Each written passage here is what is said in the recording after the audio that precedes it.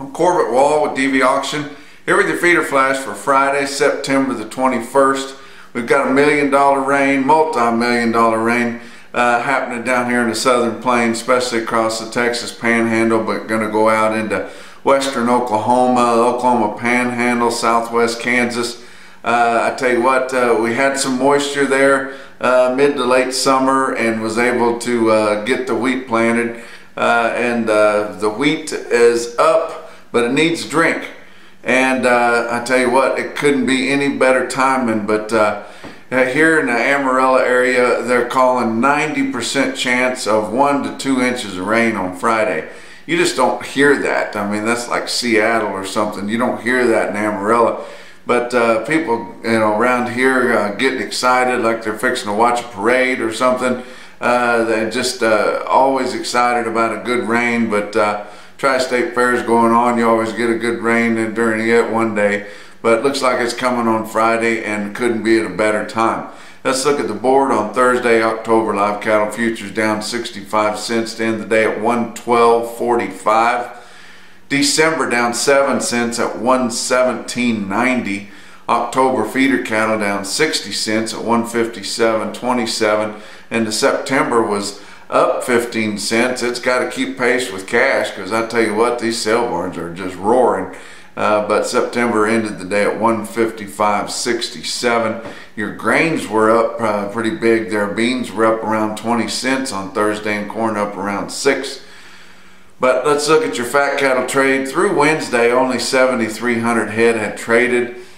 We did start to see some trade in the northern plains at 175, steady money, and enough to make a difference on Thursday.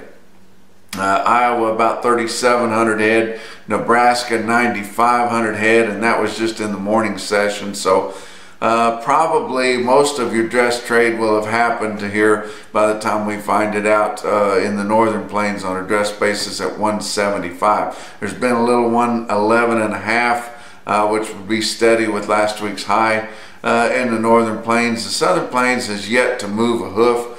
And I tell you what, I think, it'll take $1.12 or better. Maybe wrong there, but I think, you Packers wouldn't scoff too bad at $1.12. That would only be a buck higher down here in the southern plains, and I think it may take that to get it done. Guys are really bullish down here, thinking that we're headed to 130, which I think we probably are too, sometime between now and the end of the year. It's just everybody's got real positive attitudes.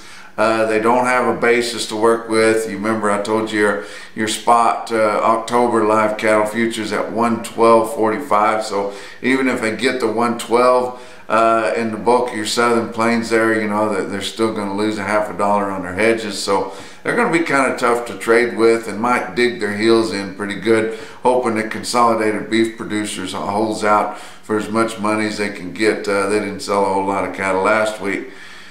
But you look at your box beef cutout values, 204.52 on choice cuts, actually up 27 cents. So holding it a little bit. I doubt that we've seen a bottom on your box beef cutouts, but at least they're not down every day. Select cuts 194.91, up 73 cents. Choice select spread just under 10 bucks, and pretty good movement again on Thursday. So your end users are in there buying quite a bit of product, and so they may think that it's just about bottomed out. So we'll see.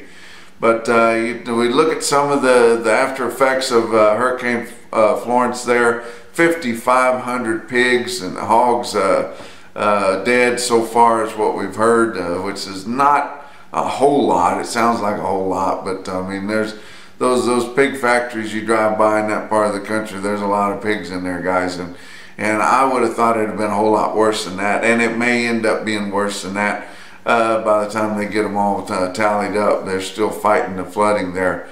But your slaughter and your cattle slaughter so far for the week, 473,000. That's just 3,000 off the big deal last week, and 9,000 more than the same week a year ago. Actual dressed steer weights up there pretty good, 896 pounds for the week ending September the 8th. but it does look like we're fairly current in your cattle sales. I was talking to some guys in the Northern Plains. They think a good movement this week, which it looks like they're already working on that, and maybe one more week and they're going to be through some of these backed up calf feds that they've been kind of worried about. And then it's going to be kind of smooth sailing there with supplies working back in our favor for a good market. And you know, not sure why we're already seeing so much 175 movement. You know, I blame it as much as anything on your bearish media, ag media. You know, early in the week we started seeing some of the prognosticators talking for a weaker cash market, and not sure why they do that. It just seems like sometimes after a higher market like the $3 we gained last week, the ag media just has sympathy for these packers and you know, worried about them, thinking, you know, they've got to stay in business and make big money, or the whole cattle industry is going to flop. Yes, to a certain extent. Those packers have been making $200 to $400 a head pretty much all year long, for sure the last 6 months. And you won't be able to find a cattle feeder that's been doing that. Now, we've had pretty friendly basis, you know, most of this year, and that's probably where they made their money. But you know, they're not going to make that kind of money like what the packers been making, and everybody's got to live in this business, and need to get as much market share as we can while the sun is shining. Well, let's look at your feeder cattle markets. Your real-time index on Beef Market Central late in the day on Thursday sitting at 155.16. That's up 52 cents from late Wednesday there. If you look at your CME cash feeder cattle index, well, actually the last available is still from Tuesday, where your real-time index is always current, always kind of adjusting itself, and you can just watch it come together. But 153.08, shoot, you can about flag a car down and get 153.08 for an 800-pound steer right now.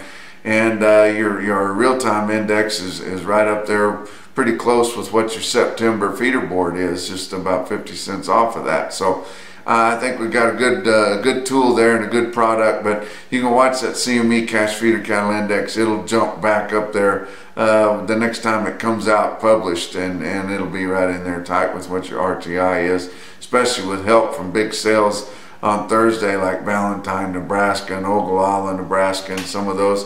They'll crank the weighted average up. But cattle on feed report to come out here on Friday, not a whole lot of discussion about it. We'll see what happens. Of course, they're calling for bigger inventory on feed again. If I'm not mistaken, that'll be 20 out of the last 21 reports that your on feed inventories are larger than the previous year at the same time. And I tell you, there's only one way you can do that, guys, is feeding heifers. And there's been a lot of heifers fed, been a lot of heifers slaughtered, and then you know what that means. It's less production, and overall supplies going down. I think USDA is expecting next year to have another bigger calf crop. I don't think so, guys. We've killed too many slaughter cows. We've had drought in some major production areas. A lot of bred cows went to kill.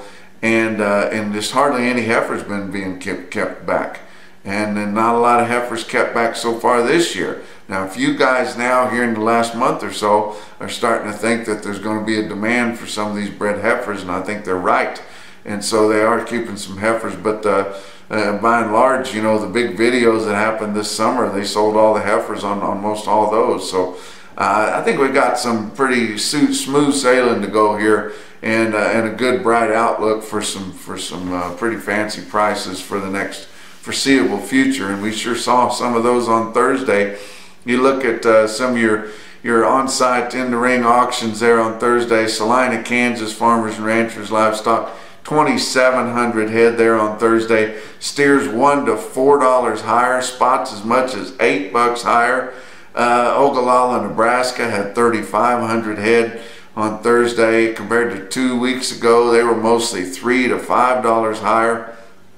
Good sales everywhere, good quotes everywhere. None really much better than this on being impressive. Central Livestock from Zumbrota, Minnesota. Now that market really took over the volume that was left from South St. Paul, Minnesota. I worked there for a year and know a lot of those guys around there. That's Harold Stewart, king of the cow buyers country, right in there.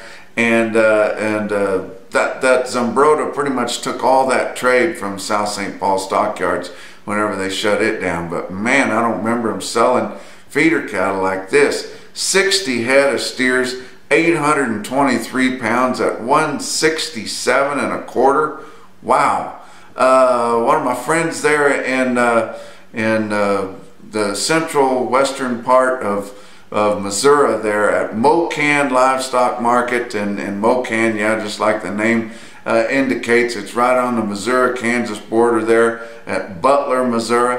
And Jim Herzog and his boys there got a nice facility. I've been to that sale many times, and just a comfortable place, and they take a lot of pride in it. You can eat off the floor in there. You sit in there and watch the cattle go through. It's comfortable. It's nothing ringing your ears, no clanging gates or anything like that, and it's just a real first run outfit there. But this was an unusual consignment of yearlings he had there, and it's hard to find good grass yearlings this time of year anywhere, but he had them at Mocan there.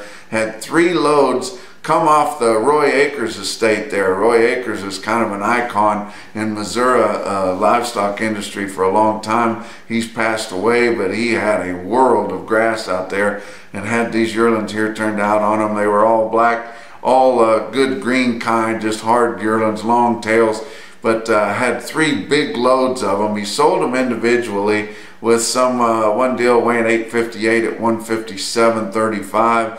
Another deal right at 9 weighing 156 and a quarter. Another deal weighing 920 at 155.85. But you throw them all in a bag, 180 head of green grass black yearling steers there weigh 894 pounds at 156.50. And then Valentine, Nebraska, I tell you what, it's just unbelievable what's going on up there, and it has been all summer long. But Valentine, Nebraska had all their quotes you could have given on here and would have been impressive. But 74 head of steers weighed 802 pounds at 176.75. That's your feeder flash for Friday.